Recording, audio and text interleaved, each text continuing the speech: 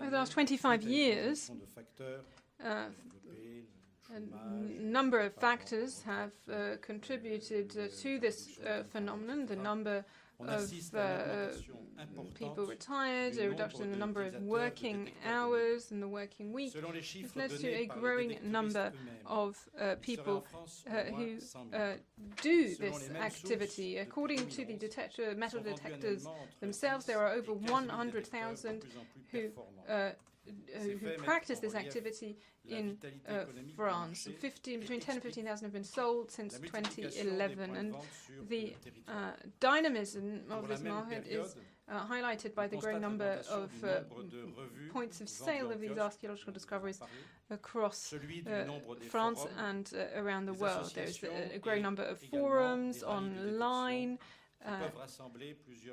detection rallies that include or involve hundreds of people with metal detectors coming together for several days.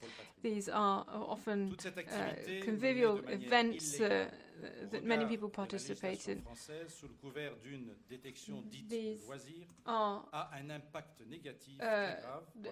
covered by the law as a kind of leisure activity, but at the same time they are clandestine and therefore considered illegal insofar as they damage and lead to the loss of archaeological heritage. According to videos on YouTube and exchanges on Facebook, we can estimate that there are around 2.4 million items that may be of interest to historians and archaeologists that have been illegally discovered annually across France. The people involved in these activities may claim that they are decontaminating or somehow cleaning up the environment, and yet they are destroying archaeological heritage at the same time. So who are these people? The first type of classification comes from the prospectors themselves. There are four main groups: history buffs, leisure prospectors, looters, and then you have free radicals. Sociological studies looking and sifting through these forums show that most of these people are men, and they range from teenagers up to people in their 90s. All social categories involved, including professionals. It is a social fact. Prospection can be carried out several times a week for several hours, and it can be compared to a professional activity, and it may be considered undeclared or illegal work insofar as people may actually seek to gain from this activity. Monetary benefit, and then we can see that some of the items that they find are sold online on eBay or Le Bon Coin, sometimes at car boot sales, but also antiques dealers. So there are pedagogical activities that are being carried out to try to help people understand what archaeological activity is all about.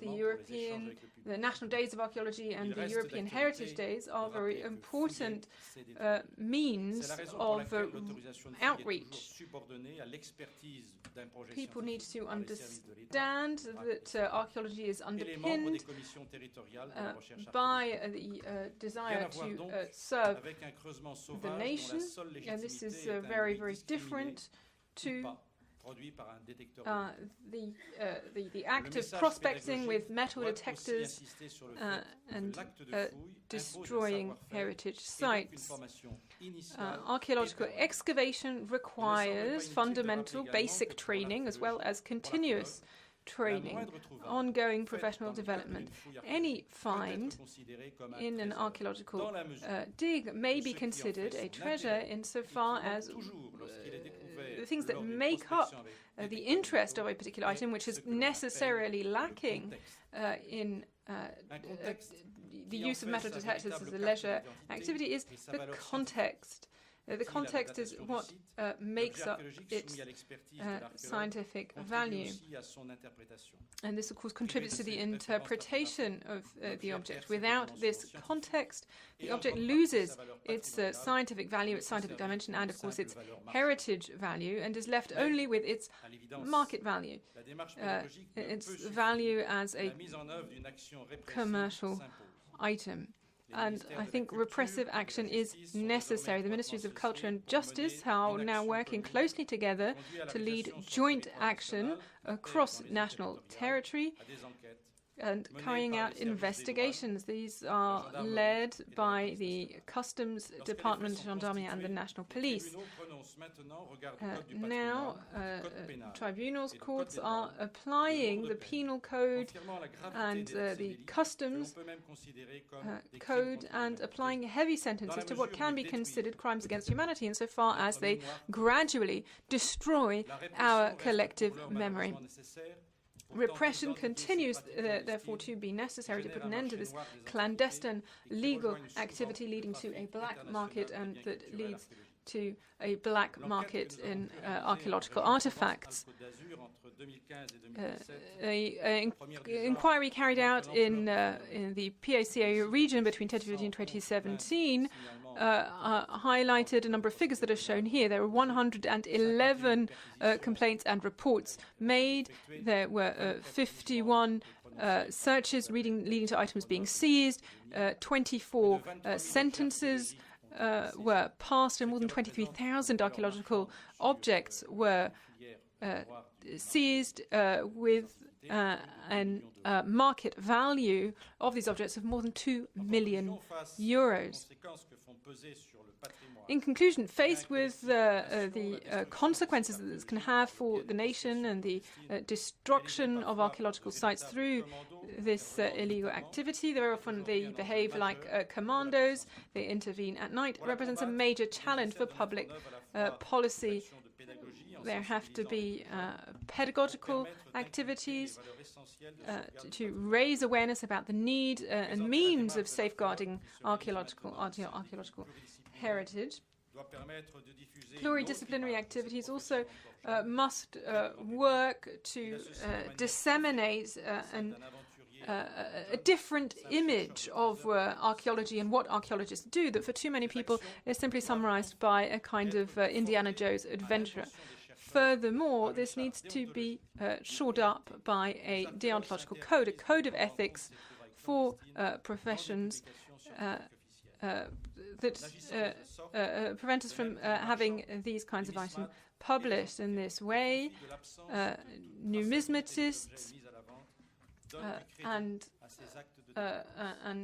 by publishing this information and these findings, these treasures that are found, they give credence to these activities. And it is only working together through pedagogical and repressive activities and taking on our responsibilities and living up to our own professional standards.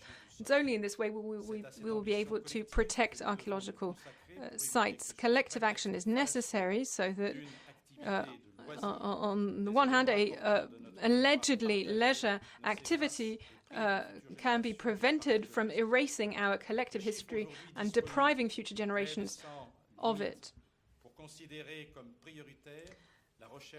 Some areas must be considered priority, and we must combine these three areas, ethics,